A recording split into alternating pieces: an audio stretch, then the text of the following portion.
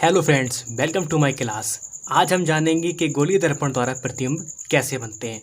तो चलिए शुरू करते हैं।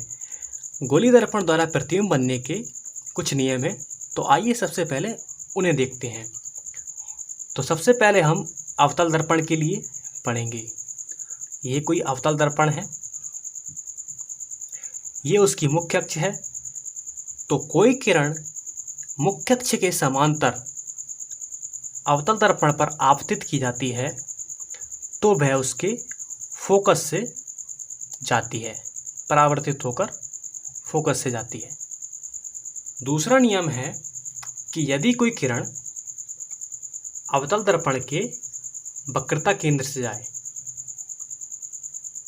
यदि कोई किरण अवतल दर्पण के वक्रता केंद्र से जाए तो वह परावर्तित होकर उसी पथ पर वापस लौट जाती है।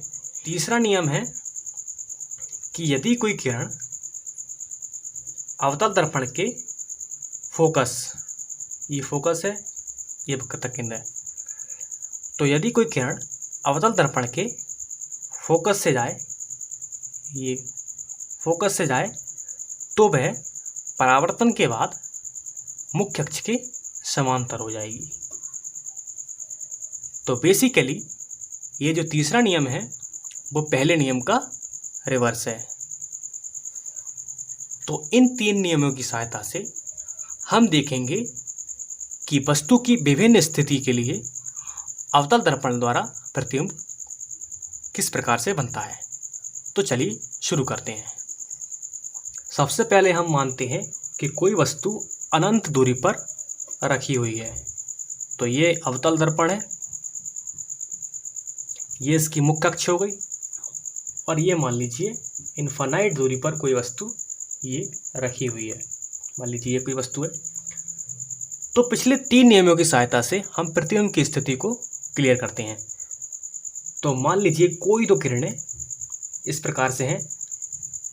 पहली किरण दर्पण के फोकस से होकर जाती है और परावर्तित होकर मुख्य अक्ष के समांतर हो जाती है, जो कि रूल नंबर 3 था। ये इंसिडेंट होकर मुख्य अक्ष के समांतर रिफ्लेक्ट कर जाती है। दूसरी किरण हम लेते हैं जो कि इसके वक्रता केंद्र से होकर जाती है और वो इंसिडेंट होकर उसी पथ पर रिफ्लेक्ट कर जाएगी। ये एफ हो गया फोकस और ये हो गया सी। तो इस स्थिति में ये दोनों किरणें इस पॉइंट पर मिल रही हैं, तो यहीं पर इसका इमेज बनेगा जो कि वस्तु से बहुत छोटा होगा आकार में। प्रतिबिंब की स्थिति होगी फोकस पर, प्रतिबिंब फोकस पर बनेगा तथा वास्तविक बनेगा, क्योंकि यहाँ पर किरणें वास्तव में मिल रही हैं। तो अब दूसरी स्थिति लेते हैं कि यदि कोई वस्तु अवतल दर्पण के अनंत यानी इन्फिनिटी तथा वक्रता केंद्र के बीच में रखी हो, मान लीजिए यहाँ पर रखी हो, तो इस स्थिति में प्रतिबिंब किस प्रकार से बनेगा। तो पिछले तीन नियमों में से कोई दो किरणें हम ले सकते हैं। तो मान लीजिए ये किरण इस प्रकार से ली जो मुख्य अक्ष के समांतर है, तो वो फोकस से जाएगी, फोकस से जाएगी, ठीक है। और दूसरी किरण यदि हम वक्रता केंद्र से लें तो वो उसी पर रिफ्लेक्ट कर जाएगी। तो इस स्थिति में प्रतिबिंब यहाँ पर बनेगा। तो प्रतिबिंब छोटा बनेगा और वास्तविक बनेगा, क्योंकि यहाँ पर किरणें वास्तव में मिल रही हैं। तथा प्रतिबिंब की स्थिति क्या होगी, वक्रता केंद्र तथा फोकस के बीच में, यानी सी और एफ के बीच में। अब हम दूसरी स्थिति लेते हैं जिसमें वस्तु हम वक्रता केंद्र पर लेंगे। तो इस स्थिति में वस्तु का प्रतिबिंब इस प्रकार से बनेगा। ये पहली किरण गई, रिफ्लेक्ट होकर फोकस से जाएगी। दूसरी किरण यदि हम फोकस से लें तो वो रिफ्लेक्ट होकर कुछ इस प्रकार से मिलेगी। तो इस स्थिति में प्रतिबिंब वक्रता केंद्र के नीचे बनेगा और वस्तु के बराबर बनेगा।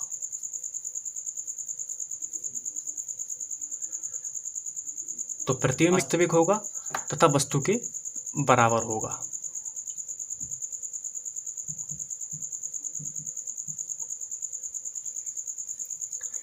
तो अगली स्थिति में हम वस्तु C और F के बीच में लेते हैं।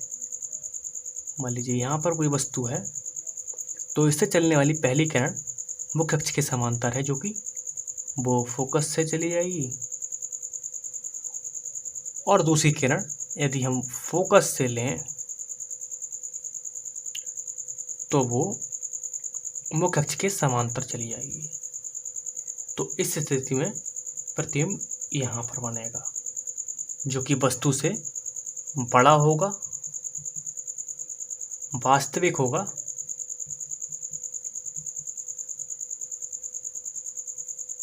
और इन्फिनिटी और C के बीच में बनेगा।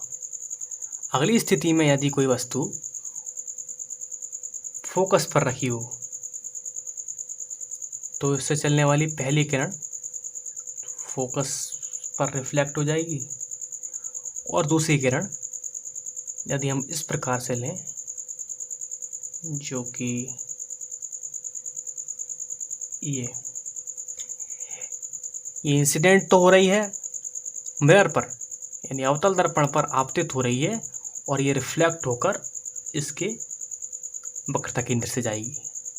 तो ये दोनों किरणें तो पैरेलल हो गई। तो इस स्थिति में प्रतिबिंब इन्फिनाइट पर बनेगा, वस्तु से बड़ा बनेगा, उल्टा बनेगा, क्योंकि रियल इमेजेस तो सब उल्टी ही होती हैं, और वास्तविक बनेगा, रियल बनेगा। तो आइए अब अंतिम स्थिति लेते हैं। मान लीजिए कोई वस्तु अवतल दर्पण के फोकस और पोल के बीच में रखी है, यहाँ पर कहीं। तो इस स्थिति में वस्तु से चलने वाली पहली किरण, जो कि मुख्य अक्ष के समांतर है, वो तो वस्तु के फोकस से चली जाएगी ये, और दूसरी किरण जो कि इस प्रकार से होगी, वो इंसिडेंट तो होगी मिरर पर और रिफ्लेक्ट होकर C से चली जाएगी ये। तो ये दोनों किरणें दर्पण के पीछे इस प्रकार से मिलती हुई प्रतीत होंगी। तो इस स्थिति में प्रतिबिंब यहाँ पर बनेगा, जो कि वस्तु से बड़ा होगा, आभासी होगा, क्योंकि यहाँ पर किरणें वास्तव में नहीं मिल रही हैं, मिलती हुई प्रतीत हो रही, और सीधा होगा।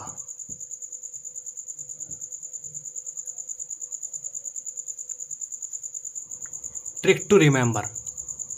तो आइए देखते हैं कि हम वस्तु की प्रत्येक स्थिति के लिए प्रतिबिंब की स्थिति को याद कैसे कर सकते हैं।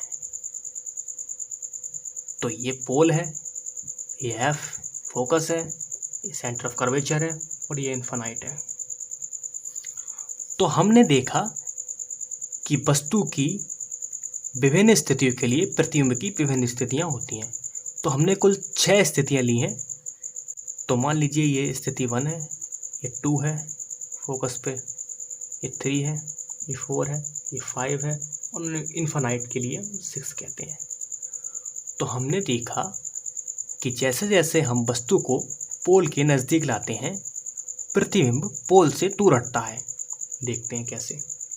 तो जब हमने वस्तु को इन्फिनाइट पर रखा तो प्रतिबिंब फोकस पर बना, और इन्फिनाइट और C के बीच में रखा तो प्रतिबिंब C और F के बीच में बना। तो इसको हम न्यूमेरिकली इस प्रकार लिखते हैं।